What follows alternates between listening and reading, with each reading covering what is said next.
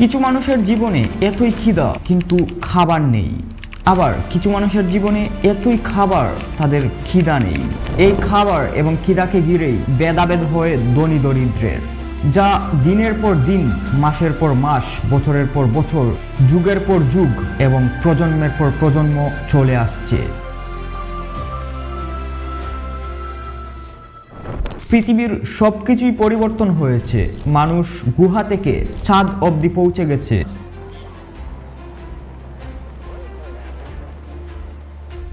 Internet আসার পর মানুষের জীবনধারার এক অন্যরকম চেঞ্জ হয়ে গেছে, কিন্তু যেই বিষয়টা এখন পর্যন্ত অপরিবর্তিত রয়ে গেছে সেটি হলো ভেদাভেদ, ধনী দরিদ্রের ভেদাভেদ। যতদিন এই পৃথিবী আছে ততদিন এই ভেদাভেদ চলতে থাকবে।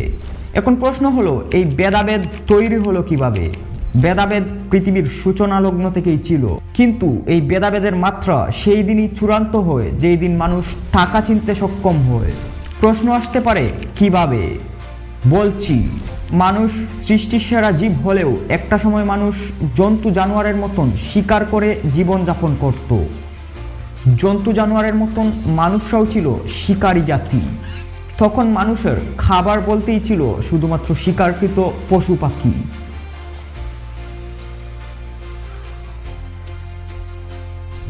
দ্য ড্রন অফ এভরিথিং বইয়ের তত্ত্ব অনুযায়ী মানুষ একটা সময় তার শিকারকৃত পশু পাখিকে পোষ মানানোর চেষ্টা করে এবং তাতে মানুষরা সফল হয়।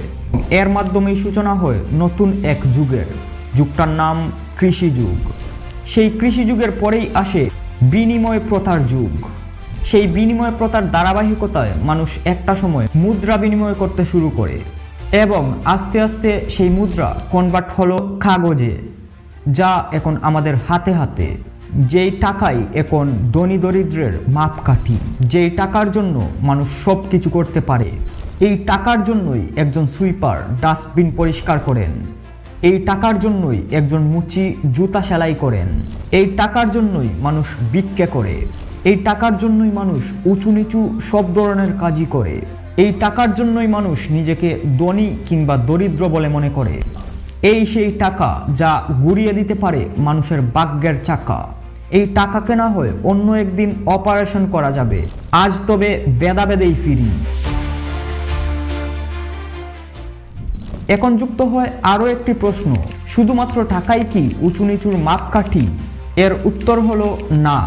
আপনি যদি প্রাচীন ভারতের ইতিহাস অধ্যয়ন করেন তাহলে আপনি এই বিষয়টা একদম স্পষ্ট বুঝতে পারবেন। প্রাচীনকালে ভারতীয়রা শুধুমাত্র টাকা দিয়েই মানুষের বিচার করত না, বরং বিচার হতো জাত, ধর্ম, বর্ণ, গায়ের রং এইসব দিয়ে। যেমন প্রাচীন ভারতে ব্রাহ্মণরা যেই সম্মানটা পেত, সেই সম্মানটা প্রাচীন ভারতের আর কোনো গোত্রের মানুষরা পেত না। সবসময় ব্রাহ্মণরা নিজেদেরকে অন্যান্য গোত্র থেকে শ্রেষ্ঠ মনে করত। যেই প্রথাটা অবশ্য এখনো প্রচলিত আছে, কিন্তু অনেক অংশেই কমে গেছে। এমনকি একজন ব্রাহ্মণের সাথে প্রাচীন ভারতের হিন্দু সম্প্রদায়ের অন্যান্য গোত্রের মানুষের বিয়েও হতো না, কারণ ব্রাহ্মণরা তাদের নিজেদেরকে সবসময় অন্যদের থেকে শ্রেষ্ঠ মনে করত। এইটুকু বলতে গিয়ে নজরুলের মানুষ কবিতার এই লাইনটা মনে পড়ে গেল, গাহি সাম্যের গান, মানুষের চেয়ে বড় কিছু নাই, নহে কিছু মহিয়ান। নাই দেশ কাল পাত্রের ভেদ, অভেদ ধর্ম জাতি, সব দেশে সব কালে ঘরে ঘরে তিনি মানুষের জ্ঞাতি। এখন আধুনিক সময়ে এসে হয়তো ওই প্রথাটা প্রচলিত নেই, কিন্তু যেই প্রথাটা বর্তমান সময়ে প্রচলিত আছে তা হলো টাকার প্রথা। যার কাছে যত টাকা সে তত ধনী, সে তত উঁচু শ্রেণীর মানুষ, সে ততই বড় লোক।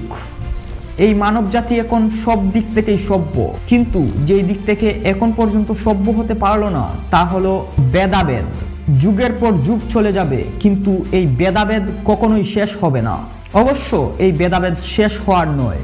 যতদিন এই মানব সভ্যতা এই পৃথিবীর বুকে বসবাস করবে ততদিনই চলবে এই বিভাজন। আর যতদিনই এই বিভাজন চলবে ততদিনই মানুষ মানুষ হয়ে জন্ম নিবে ঠিকই, কিন্তু মনুষ্যত্ব অর্জন করতে পারবে না। আমাদের নেমন্তন্ন করবে তো ঠাকুর? তাহলে তখন কেন করলো না?